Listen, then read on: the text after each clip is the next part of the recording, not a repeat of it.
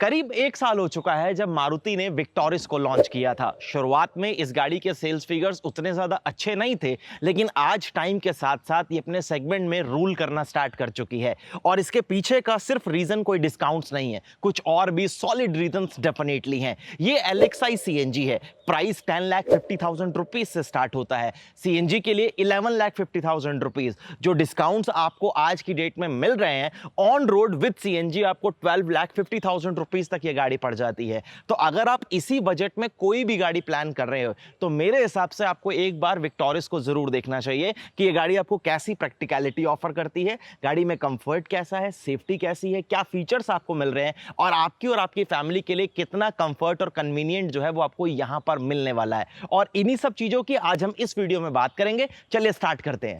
और आप ऐसा बिल्कुल मत सोचना कि मैं इस गाड़ी के बारे में सिर्फ अच्छा ही अच्छा बोलूंगा, क्योंकि हर सिक्के के दो पहलू होते हैं।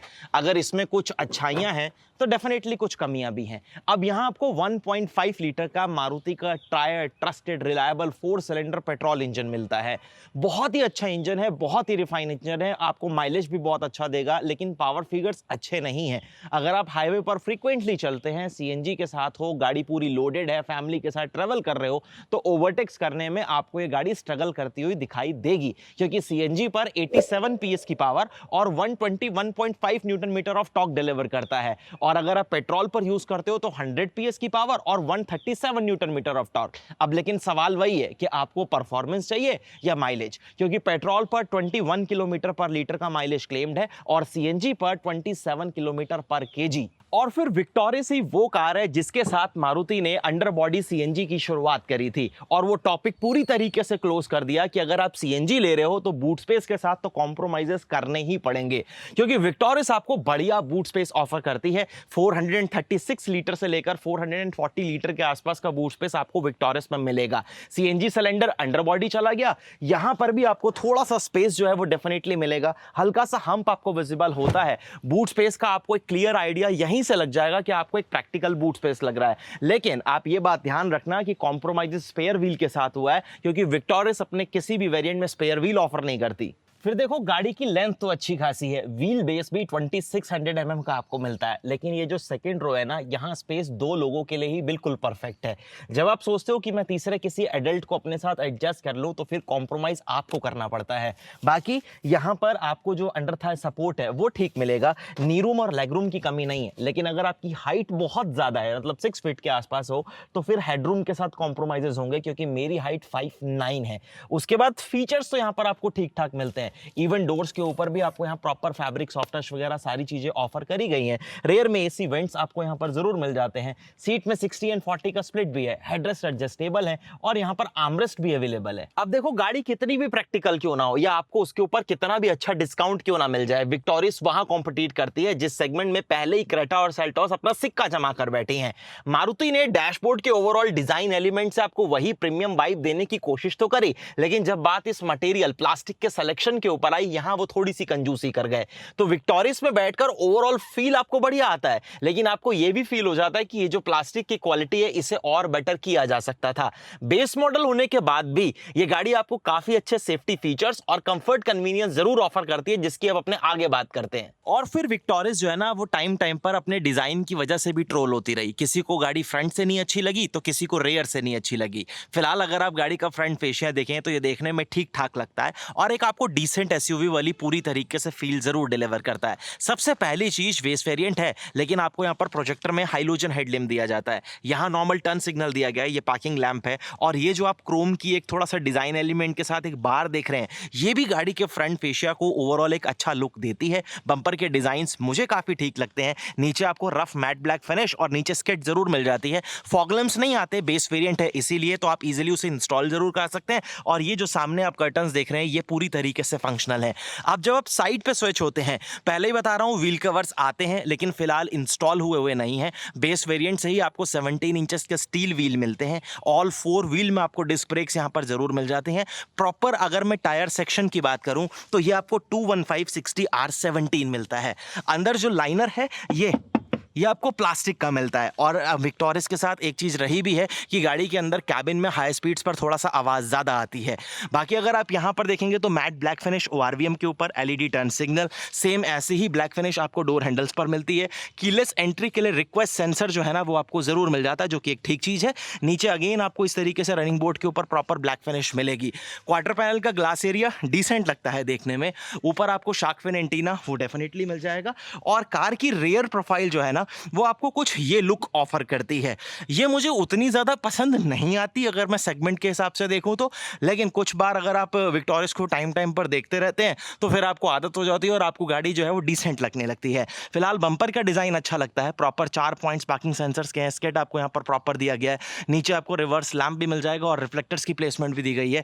ये एलईडी में आपको टेल लैंप्स मिलते हैं, टर्न सिग्नल मिलते हैं, लेकिन ये कनेक्टेड डेफिनेटली नहीं आते बेस वेरिएंट में। विक्टोरियस यहाँ मेंशन किया गया है। डिफॉगर्स आपको मिलते हैं, हाई माउंटेड स्टॉप लैंप है। सीएनजी है तो यहाँ सीएनजी का डीकल जो है वो आपको डेफिनेटली मिलेगा। बूट की हम ऑलरेडी बात कर चुके हैं, लेकिन आपको ये दिखा देता हूँ कि कीलेस एंट्री के लिए रिक्वेस्ट सेंसर और यहाँ इस तरीके से इलेक्ट्रोमैग्नेटिक बटन वो आपको प्रॉपर मिल जाता है, जो कि ठीक चीज़ है। अब सेकंड रो की हम ऑलरेडी बात कर चुके हैं, लेकिन इस वेरिएंट में क्या, अगर आप ZXi में भी जाओगे ना तो 2 ही स्पीकर्स मिलते हैं। तो यहाँ सिर्फ स्पीकर की ग्रिल है आपके पास, इसमें स्पीकर कोई माउंटेड नहीं है, क्योंकि स्पीकर आपको जो है वो केवल फ्रंट में मिलते हैं 2, और वो यहाँ पर प्लेस है। बाकी अगर आपको स्पीकर इंस्टॉल कराने हैं, ट्विटर इंस्टॉल कराने हैं तो स्पेस दिया हुआ है, आप उसे खुद करा लीजिएगा। बाकी ये ग्लॉसी फिनिशेस अच्छी लगती हैं, लेकिन ये स्क्रैच मैग्नेट है, थोड़ा सा आपको केयर जरूर करनी पड़ेगी। All 4 power Windows, driver side की ऑटो आती है। ओआरवीएम्स को आप इलेक्ट्रिकली एडजस्ट कर सकते हैं। बेसिक सारे कंट्रोल्स अवेलेबल हैं। यहाँ भी फैब्रिक का इस्तेमाल आपको दिखेगा। बढ़िया बॉटल होल्डर है। हाइट एडजस्टमेंट नहीं आता बेस वेरिएंट में, तो बेसिक एडजस्टमेंट है। फैब्रिक सीट्स हैं, लेकिन इसकी क्वालिटी और कुशनिंग जो है वो आपको ठीक मिलती है। प्रॉपर फुटरेस्ट आपके पास है। तीनों पैडल के पास स्पेस ठीक है। फ्यूल मतलब आपने CNG to petrol, petrol to CNG switch करना है वो आप कर पाएंगे। यहाँ पर आपको इस तरीके से ट्रैक्शन, और ये आपको electric headlight leveller, push start button इसके बेस वेरिएंट से ही स्टैंडर्ड है, तो वहाँ आपको जरूर मिलता है। मैं एक बार गाड़ी का इग्निशन जो है वो ऑन कर देता हूँ, और ये है क्लस्टर। अब वो सेफ्टी के लिए बीप करता रहेगा, तो मैं उसके लिए डोर क्लोज कर देता हूँ। अब यहाँ पर फिलहाल तो वो शो कर रहा है कि लो फ्यूल की वार्निंग है। ये जो इंफोटेनमेंट सिस्टम है ये आपको 7 इंचेस का मिलता है। ये मारुति की आप ऑलरेडी बहुत सारी गाड़ियों में देख चुके हैं। बेसिक सारी इन्फॉर्मेशन जो है वो आपको अच्छे से डिलीवर करता है। Wireless Android auto, Apple CarPlay जो है वो आप यूज़ कर पाएंगे। इसके टच रिस्पॉन्सेज वगैरह भी ठीक हैं, मतलब ऐसा कुछ मेजर इशू आपको फेस नहीं करना पड़ेगा, आपका ठीक ठाक काम चला देगा। डैशबोर्ड के एलिमेंट्स देखने में अच्छे लगते हैं। यहाँ ग्लॉसी फिनिश है जिसके ऊपर आपको डायमंड पैटर्न मिलता है। यहाँ पर थोड़ा सा आपको क्रीम कह लो या ऑफ वाइट फिनिश जो है वो मिलती है। यहाँ हल्का सा आपको सिल्वर टच दिया गया है। हैजार्ड के लिए स्विच आपको यहाँ पर मिलते हैं। क्लाइमेट कंट्रोल वो आपके पास यहाँ पर प्रॉपर जरूर दिया गया, जिसके सारे रिस्पॉन्सेज वगैरह, टच वगैरह, और आप यहाँ पर देखोगे तो कंट्रोल से स्क्रीन पर देख आपको सब कुछ विजिबल होगा। ऑटो क्लाइमेट कंट्रोल जो है वो आपको इसके बेस वेरिएंट से मिलता है, लेकिन मैं फोन लार ऑफ करता हूँ क्योंकि ब्लोअर बहुत आवाज करेगा। यहाँ फिजिकल कंट्रोल्स हैं, और वॉल्यूम के लिए, म्यूट करने के लिए भी आपके पास शॉर्टकट डेफिनेटली है। फोन वगैरह रखने के लिए स्टोरेज जो है वो आपके पास ठीक मिलेगा। टाइप ए पोर्ट यहाँ पर आपको दिया गया है। एक आपको 12V का सॉकेट मिलेगा। स्टोरेज यहाँ पर आपको डिसेंट मिल जाएगा। 5 स्पीड मैनुअल, अभी इसमें तो 5 स्पीड ही आ रहा है, अब ब्रेजा की तरह 6 स्पीड कब कर देते हैं वो देखते हैं अपने। फिलहाल यहाँ पर आपको इस तरीके से प्रॉपर जो लेदर है इसकी क्वालिटी वगैरह बढ़िया मिलेगी। छोटा सा स्पेस आपके पास, कभी स्पेस है, 2 कप होल्डर्स हैं। आर्मरेस्ट आपको बेस मॉडल मिलता है, ये लेदर रैप्ड दिया गया है। इसकी कुशनिंग वगैरह जो है वो ठीक है। छोटा सा स्टोरेज भी आपको ऑफर कर देगा। क्रोम बटन दिया गया आपको हैंड ब्रेक के ऊपर। ग्लोव बॉक्स में आपको डिसेंट स्टोरेज मिल जाएगा। Manually adjustable day and night IRVM आपको मिलता है। लाइट्स वगैरह आपको रीडिंग के लिए प्रॉपर तरीके से हाइलोजन में ही यहाँ पर ऑफर करी जाएंगी, और सेकंड रो में भी सेपरेट लाइट्स आपको दी गई हैं जो आप यहाँ पर प्लेस देख रहे हैं। वाइजर्स की क्वालिटी जो है वो आपको ठीक लगेगी, लेकिन साइज बहुत छोटा है गाड़ी के हिसाब से, तो ये हुआ ना हुआ बात बराबर है। 40% के आसपास का एरिया ही लगभग ये कवर कर रहा है, बाकी 60% एक्सपोज छोड़ दे रहा है। तो एक्सट्रीम हॉट डेज में फिर आपको कर्टन्स वगैरह की जरूरत पड़ेगी। सीट बेल्ट की जो हाइट है वो मतलब शोल्डर हाइट वो आप यहाँ पर जरूर एडजस्ट कर पाएंगे, जो कि एक तरीके से ठीक है। यहाँ पर नॉर्मल वाइपर्स आते हैं, नॉर्मल हेडलैम्प्स आते हैं, कोई ऑटो वाइपर्स या फिर ऑटो हेडलैम्प्स आपको डेफिनेटली नहीं दिए गए। मल्टीमीडिया कंट्रोल्स वगैरह जो है वो टेलीफोनिक, वो सारी चीजें आपको जरूर मिलती हैं। क्रूज कंट्रोल इसमें नहीं आएगा, वो VXI में जरूर आ जाता है। और स्टीयरिंग में एडजस्टमेंट की बात करें तो टिल्ट एंड टेलीस्कोपिक यानी हाइट एंड रीच जो है आप दोनों चीजें एडजस्ट कर पाएंगे। क्लस्टर मुझे तो देखने में बिल्कुल सटल लगता है। ये टॉगल्स अगर मारुति हटा के इसके कंट्रोल स्टीयरिंग पर दे दे तो फिलहाल बढ़िया है, इन्फो बढ़िया डिलीवर करता है, लेकिन ये थोड़ा सा ओल्ड स्कूल टाइप का लगता है, बाकी और कोई इशू डेफिनेटली नहीं है। चलिए अब एक बार जरा हम चलते हैं गाड़ी से बाहर और वीडियो को क्लोज करना शुरू करते हैं। अब पहले सेफ्टी के चैप्टर को भी समझ लो ताकि आपको ऐसे पैनल पीट पीट कर सेफ्टी ना चेक करनी पड़े। विक्टोरियस मारुति के एडवांस हार्डटेक प्लेटफॉर्म के ऊपर बनती है। अपने बेस वेरिएंट से ही 6 airbag, ABS, EBD, electronic stability control, traction control, engine drag control जैसे सारे एडवांस सेफ्टी फीचर्स आपको ऑफर कर देती है। और 3 कलर ऑप्शन है जो आपको इसके बेस वेरिएंट एलेक्साई में मिलते हैं। ये मैग्ना ग्रे है, इसके अलावा आपके पास सिल्वर और व्हाइट का ऑप्शन और रहेगा। तो मारुति विक्टोरियस पूरी तरीके से एक रिलायबल और सेंसिबल कार है, इस बात में कोई दो राय नहीं है। लेकिन मेरे को एलेक्साई से ज्यादा वैल्यू फॉर मनी वेरिएंट इसका VXI लगता है।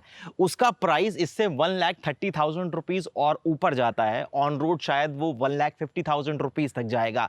लेकिन कनेक्टेड फीचर्स को छोड़कर वहां आपको लगभग 22 से भी ज्यादा फीचर्स हैं जो गाड़ी के साथ एक्स्ट्रा मिलते हैं।